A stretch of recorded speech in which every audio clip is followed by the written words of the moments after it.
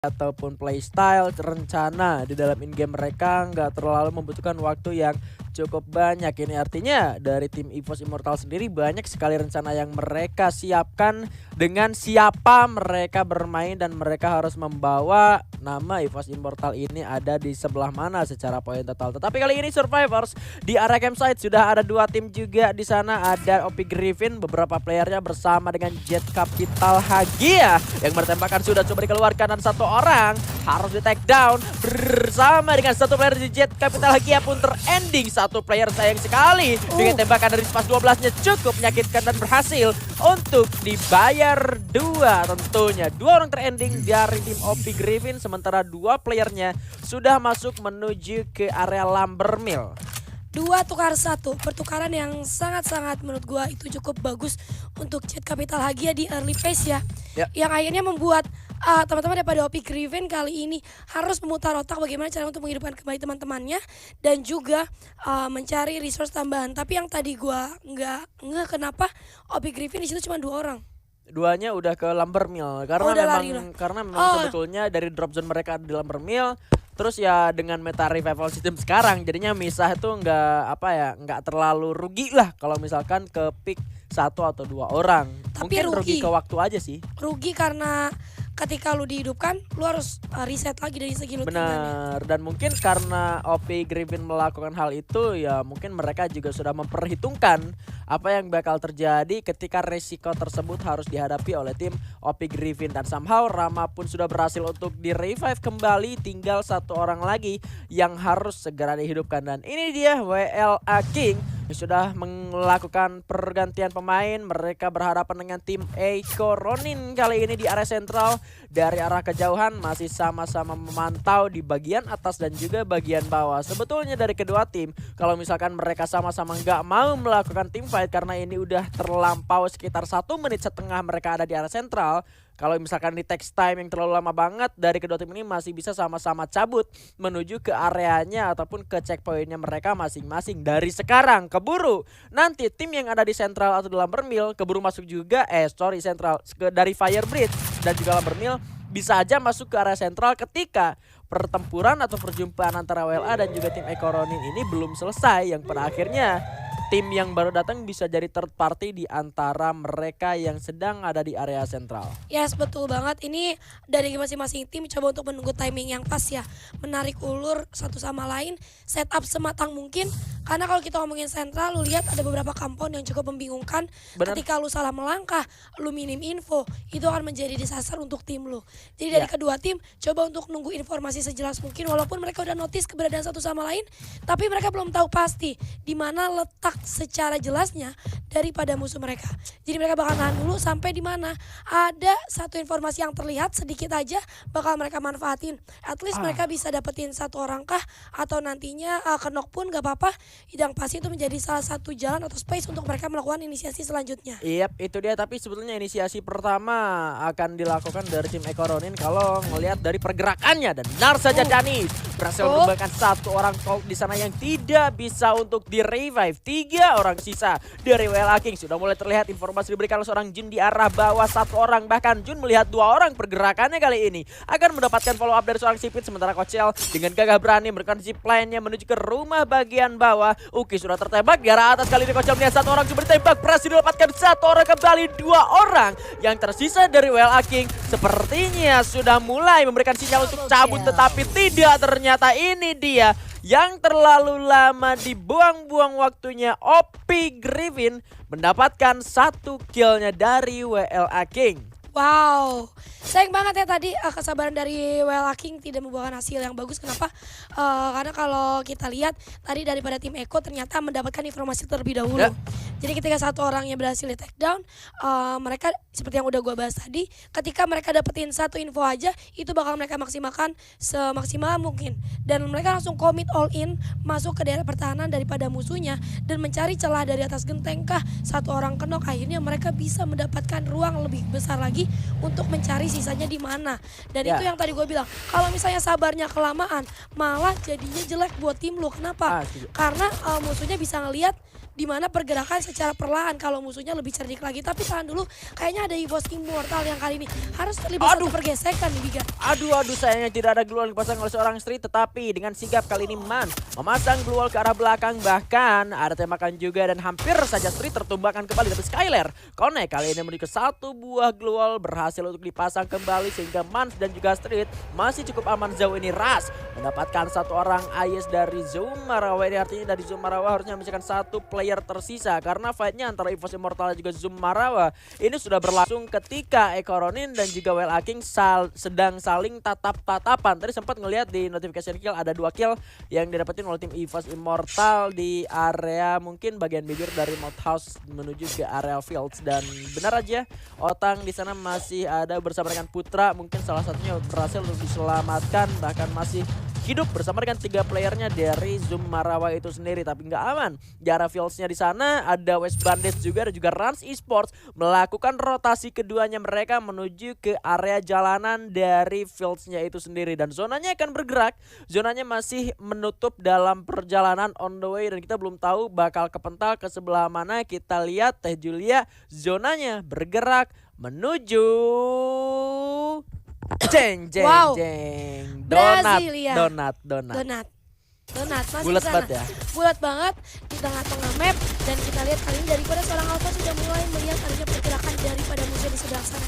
Yap, ini ya dari Rans Esports yang sudah mulai bergerak untuk masuk ke dalam zona selanjutnya. Tapi mendapatkan hujan peluru dari West Bandits ke arah glue wall yang dimiliki oleh seorang Iki di balik sebuah pohon. Masih begitu terbuka posisinya dan ini membuat kesempatan untuk seorang Skybeams bisa terus natakin ke arah depan. Tapi malah kali ini Skybeams ketumbang di tangan seorang Rama. Kembali satu persatu glue wall dibuka oleh Rans Esports dan pergerakannya kali ini dari Easy PG dari arah belakang melakukan flanking membelah lautan. Lari begitu cepat dan masuk ke arah pertahanan dari West Bandits yang justru kali ini West Bandits yang punya compound malah terkurung keadaannya. Glue wall dibuka. Eddie sudah berhasil untuk di ending. 2 orang terakhir akankah ini menjadi malapetaka untuk West Bandits? Mereka berhasil untuk mendapatkan buyahnya. Masih ada sebuah glue dipasang. Rose coba lemparkan satu buah granat sempat terbutakan. Gak tahu granatnya kemana tapi Alpha berhasil merupakan seorang Iki. Easy Peasy pun tumbang. 2 lawan 2 keadaannya kali ini. Granat kembali seorang Rose. Satu orang Alpha berhasil tumbangkan. Rama sigap dengan sebuah glue wall. Tapi Rama di take down kali ini.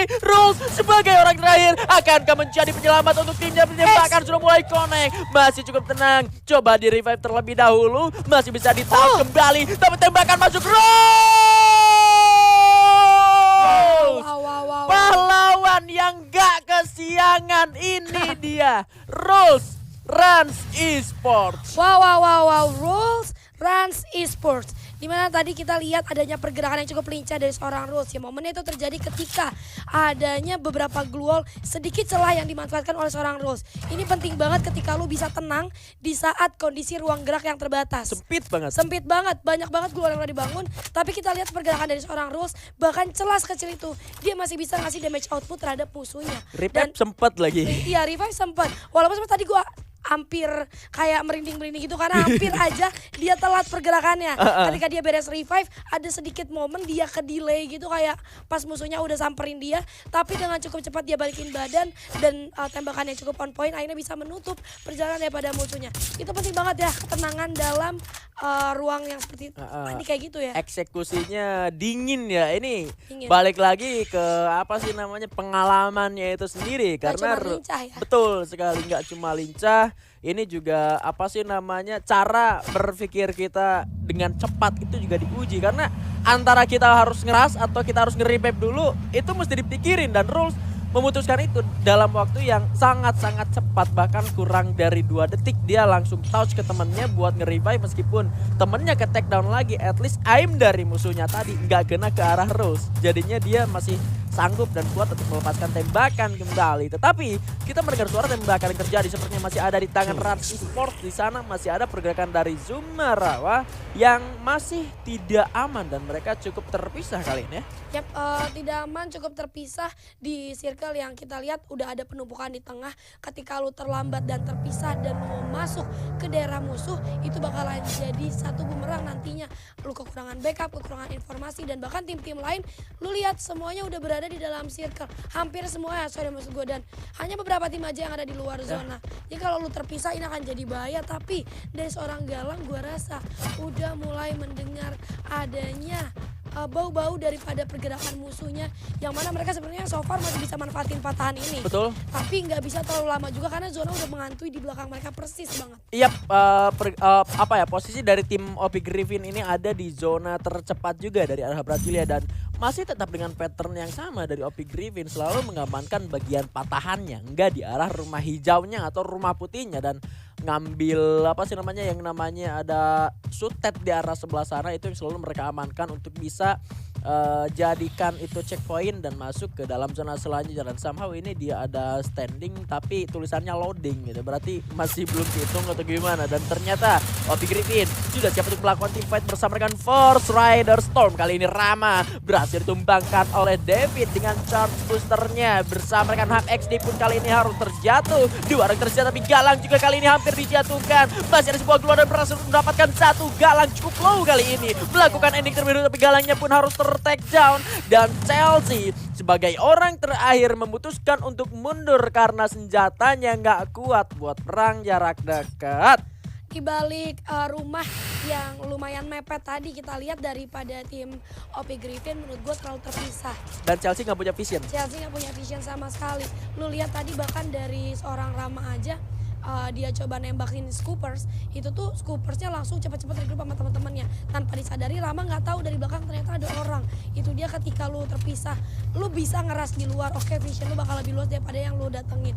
Tapi dengan kondisi ketika lu at least 2-1, nggak 1-1-1. Jadi di segala sisi mereka membagi posisi, dan pada akhirnya dari musuhnya lebih bisa untuk membuat decision making lebih baik. Kayak misalnya ya udah mereka kan terpisah 1, 2, 3, yaudah kita datangin yang kanan dulu, kiri baru depan. Dieksekusi satu persatu dengan betul. sangat rapi oleh Force Rider Storm. Dan memang yang jadi minusnya di posisi yang tadi adalah Chelsea-nya tertinggal di arah belakang, atau emang mungkin ditinggalin di arah belakang tapi tidak di tempat yang punya punya higher ground. Jadinya dari Chelsea sendiri ya kayak tadi dia bebas posisinya, dia sendirian tapi ya perangnya di dalam gitu loh, di antara rumah-rumah. Chelsea mau ngelihat kemana gitu loh. Jadinya keblok banget visionnya. Ada pagar lah, ada rumah Harry Potter yang satunya lah yang samping. Jadinya ya kita lihat aja, Galang aja tadi masuk ke dalam kan. Galang masuk ke dalam ya satu persatu seperti biasa. Nyamperinnya satu persatu, dan kalau menurut gue itu tidak efektif. Ketika lu udah lihat satu teman lu kenok, harusnya lu udah mulai regroup yang berdua. Tapi mereka tetap sendiri-sendiri gitu. Itu dia, karena emang udah mutusin buat ya udah kita eksekusi aja apa yang terjadi untuk OP Griffin, apa yang terjadi pada mereka tetap komit. Dan kali ini begitupun komit dilakukan oleh Macoroni untuk masuk ke dalam zona selanjutnya, tetapi mereka tertembak dari arah belakang. Diikuti ada yang ngintilin MK Esports yang sudah mulai masuk juga menuju ke area rumah pink di tengah-tengah antara Seven House dan juga 13 House. 3 landmine sekaligus, trapping yang cukup unik diterapkan oleh tim Ekoronin untuk mencegah anak-anak dari Mantap Kali Esports masuk dengan mudah ke arah dalam. Tapi masih ada jalan yang lain. Sebuah ledakan juga sudah mulai terdengar. Faker berada di arah dalam, sementara kali ini Res di arah luar juga sudah mulai tertembak dari arah atas. Masih cukup tenang, nggak mau terburu-buru. Satu flash freeze, bahkan 2 dilontarkan arah flashbang juga kali ini. Sipit cukup low. Satu Krono sudah mulai terdengar dinyalakan di arah tim Ekoroni, tapi sudah masuk ke arah dalam. Satu orang ditumbangkan, cukup tenang, langsung dicedar lagi sampai Ekoroni benar-benar pulang di posisi ke-10. Full NT Purgatory untuk Sipit dan kawan-kawan. Full NT untuk Sipi dan kawan-kawan. Tapi yang menarik adalah dari tim MK, tadi mereka membagi posisi 3-1. Kalau lu lihat Res jaga bagian belakang, sehingga teman-teman daripada tim Ekoronin fokusnya cuma main di depan, tanpa sadar ada Res di belakang yang memberikan informasi sebanyak itu terhadap teman-teman dari tim MK. Yap, ini dia Ada Jet Capital lagi yang juga bakal menahan pergerakan dari tim EVOS Immortal. Beberapa pelontar yang masih belum mendapatkan satupun korban, sayang sekali. Padahal Alvaro-nya itu aktif juga dan dua-duanya pakai pelontar. Dan Jet Capital lagi pun kali ini harus masuk dalam zona selanjutnya. Sudah mulai mengecil kembali, mengerucut kembali menuju ke area Seven House. Dan EVOS Immortal memutuskan untuk gak masuk ke area pertahanan dari Jet Capital Hagia karena dia tahu tadi dari Jet Capital Hagianya pakai pelontar dan itu bakal ngasih resiko cukup besar buat EVOS kalau empat-empatnya masuk sekaligus ke arah sana. Iya, pertama itu pelontar, kedua mereka juga pengen bermain secara objektif. Kenapa? Karena zonanya sudah semakin dekat lagi sama mereka dan mereka nggak mau ketinggalan. Dimana kita masih 8 tim tersisa dengan circle sekecil ini. Itu dia, aku heran malah di memasuki ke akhir season ini temponya malah semakin melambat. Apa yang terjadi? Justru ini loh, karena memang tim-tim yang main juga konsisten dari awal yang di atas tapi kesalip-kesalip pada akhirnya di akhir salip-salipan poin dan semuanya pada nggak mau buat keculik di awal-awal. Dan kali ini dari tim mantap kali pun sudah mulai bergerak masuk ke dalam zona selanjutnya. Begitupun Jet Capital Hagia berada di zona paling tercepat. Justru malah mereka ditahan balik sama EVOS Immortal. Tentunya Rans Esports masih ada 2 orang. Rules dengan pelontarnya sudah mulai berkekir ke arah bawah. Black di sana menjadi target tapi masih cukup aman, tidak terledakan. Jet Capital tereliminasi. Rules turun ke arah bawah dengan 3 buah keluar yang dipasang. Tapi kali ini ledakan dari Uai tidak bisa dihindari oleh seorang Rules. Rama sendirian. Chrono dinyalakan. Rulesnya harus sudah terending. Sementara masih ada 2 orang OP Griffin tumbang di posisi ke-7. Masih ada 5 tim tersisa. Kali ini mantap kali, mantap pisan 10 kill sejauh ini. Wow. Dengan space yang udah sesempit ini, banyak banget utility yang keluar kayak pelontar, granat dan lain-lain. Dan ya skill aktif juga sudah mulai keluar. Itu membuat dari beberapa tim yang ketinggalan circle akhirnya mau gak mau menerima nasib yang kurang baik gitu kan. Di spam utility lah, dikasih tembakan-tembakan lah. Tapi yang menarik, tadi gue ada Ham XD sendirian tapi akhirnya ketahuan ya. Iya, dia benar. sendirian di Tumbang. sana di rumah paling besar. Tapi akhirnya dia berhasil ketahuan juga. Tapi di sisi lain kita lihat ini EVOS Immortal mau gak mau sudah melakukan rotasi karena zonanya udah mulai menyempit ke arah mereka. Betul sekali, EVOS Immortal bergerak ke arah dalam. Ada MK juga di sana yang sudah tertembak, masih aman untuk masuk. Sementara Black pernah dapetin seorang dude tapi Black pun tumbang karena zona sakit sekali. Terkena leman seorang man kali ini nggak sadar, terending juga. Tapi charge booster di arah sana mengeliminasi banyak sekali player, bahkan dari MK pun tumbang. EVOS yang masuk kali ini masih ada 1 lagi yang tersisa, masih tumbang streetnya tapi why tidak bisa menahan damage dan ini dia buya untuk EVOS Immortal.